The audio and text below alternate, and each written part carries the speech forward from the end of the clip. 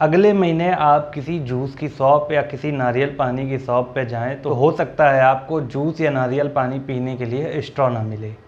घर पे आप अगर कोई छोटा मोटा फंक्शन करने जा रहे हैं तो हो सकता है कि आपको मार्केट में ग्लास, प्लास्टिक की पत्तलें या प्लास्टिक की प्लेटें या चम्मचें, ये सब भी आपको मार्केट में ना मिले। अगर सरकार अपने फैसले पे कायम रही तो 1 जुलाई के बाद से ये सारे प्रोडक्ट मार्केट से नदारद हो जाएंगे।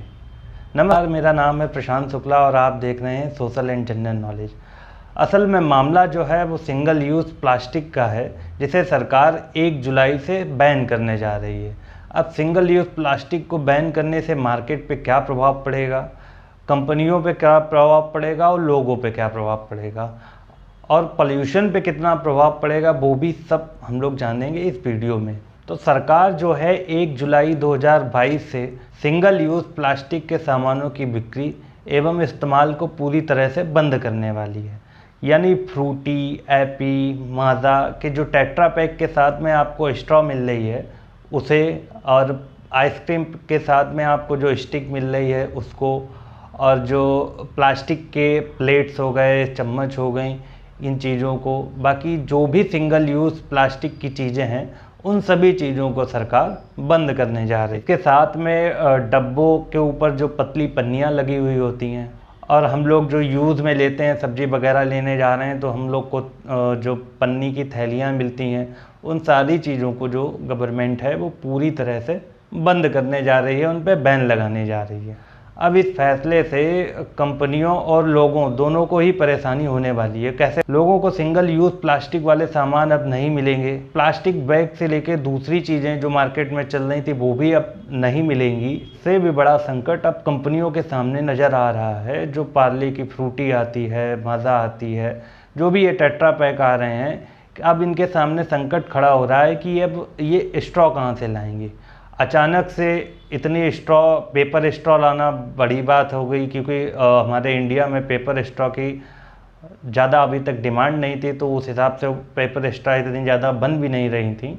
अब हर कंपनी को पर डे 8 से 12 लाख स्ट्रॉ जो है पर डे के लिए चाहिए।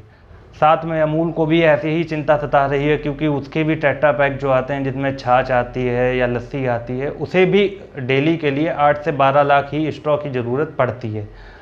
अब अमूल ने मोदी जी से ये अपील की है कि इस डेट को थोड़ा आगे बढ़ा दिया जाए। हम सब कुछ कर लेंगे, आप जैसा बता रहे हैं हम वैसा ही कर लेंगे, लेकिन अभी 1 जुलाई को ये कर पाना संभव नहीं है। क्योंकि इससे क्या होगा कि जो पेपर स्ट्रॉ आएगा वो पेपर बनता है पेड़ों से। अब पेड़ इंडिया में उस तरह के पाए नहीं जाते हैं, वो चाइना या किसी अन्य कंट्री में पाए जाते हैं। अब वहाँ से पेपर आना, उसके बाद में स्ट्रॉ बनना और उसके बाद में सप्लाई देना, तो वो काफ़ी ज़्यादा महंगा हो जाएगा। तो कंपनियों के सामने ये संकट आ रहा है कि जब इतना महंगा हो जाएगा तो हमें जूस के रेट भी बढ़ाने पड़ेंगे। तो जब जूस के रेट बढ़ाने पड़ेंगे तो उनके मार्केट पे काफ़ी ज़्यादा फ़र्क पड़ेगा। डेडलाइन नज़दीक आने के साथ साथ ही FMCG या जो पैकेजिंग रेस्टोरेंट वगैरह होते हैं, इनके सामने भी एक संकट सा आ रहा है और इनकी भी चिंता बढ़ती जा रही है। सिंगल यूज़ प्लास्टिक का जो बाज़ार है वो 80,000 करोड़ रुपए का है, और इससे 10,000 जो लोग हैं, जो छोटे बड़े कारोबार हैं, वो इस उद्योग से जुड़े हुए हैं। तो इन सभी लोगों को एक चिंता सता रही है कि क्या सरकार इस फैसले पे अडिग रहेगी, कायम रहेगी, या इसमें कुछ समझौता या कुछ डेट भी आगे बढ़ाएगी या नहीं बढ़ाएगी। और इस इंडस्ट्री से 3 से 4 लाख लोगों की आजीविका भी जुड़ी हुई है। अब बात आती है कि इन्हें बैन करने की आखिर ज़रूरत क्यों पड़ रही है। क्या इससे इतना ज़्यादा पोल्यूशन हो रहा है कि इसे बैन करने की ज़रूरत पड़ रही है? तो इससे पोल्यूशन कैसे होता है वो जान लेते हैं। होता ये है कि पॉलीथीन का जो निर्माण होता है वो एथिलीन से होता है। एथिलीन के पॉलीमराइजेशन से पॉलीथीन का निर्माण होता है, और कुछ उत्प्रेरकों की क्रिया कराने से ये सिंगल यूज़ का निर्माण होता है।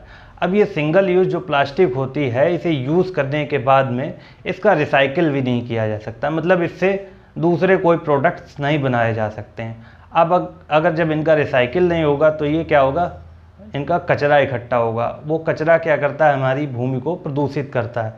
कैसे प्रदूषित करता है? जब ये कचरा एक तो सालों, मतलब 100 साल, 200 साल, 300 साल तक तो ये गलता नहीं, और जब ये गल जाता है, घुल जाता है ज़मीन में, तो ये कुछ रासायनिक क्रियाएं भी करता है, जिससे अगर उस ज़मीन पे खेती की जा रही है, माना किसी खेत में डाल दिया गया कोई स्ट्रॉ या कुछ पॉलीथीन वगैरह, और जब वो वहाँ से पौधा निकल रहा है तो भी वो उससे क्रिया करके ही निकल रहा है। तो जो इन पौधों से जो भी टमाटर कोई भी सब्जी जो निकलेगी, उसको जब हम लोग खाते हैं तो फिर हमारे शरीर में कोशिकीय विभाजन की क्रिया स्टार्ट हो जाती है और वहीं से हमारे शरीर में कैंसर की शुरुआत हो जाती है। तो इसलिए अब ये जो प्लास्टिक है ये नालों को भी जाम कर रहा है, बहुत ज़्यादा मात्रा में होता है। 2019-20 की आंकड़े को माने तो 34 मिलियन टन जो इसका कचरा है वो एक साल में 34 मिलियन टन हो रहा है। तो इस वजह से सरकार के सामने परेशानियां तो बहुत ज़्यादा हैं। तो उससे निपटने के लिए ही ये सिंगल यूज़ प्लास्टिक का जो है बैन करने का निर्णय लिया गया है। अब ये जो घुलता है जब सिंगल यूज़ प्लास्टिक, तो ये नदियों में घुल जाता है, तो वहाँ के जो जीव हैं नदियों के वो भी काफ़ी मात्रा में मर रहे हैं। वो उसका कारण भी ये सिंगल यूज़ प्लास्टिक ही है। तो आई थिंक आप सबको ये समझ में आया होगा कि सिंगल यूज़ प्लास्टिक से क्या दिक्कतें आने वाली हैं लोगों को, कंपनियों को, और जो सिंगल यूज़ प्लास्टिक से जो दिक्कत आ रही है जीवों को और हम लोग को भी, मतलब जो कैंसर जैसी बीमारियां चल रही हैं वो 50 से 60% इसी के कारण चल रही हैं। तो अगर वीडियो अच्छा लगा हो तो लाइक करें, चैनल को हमारे सब्सक्राइब करें। धन्यवाद।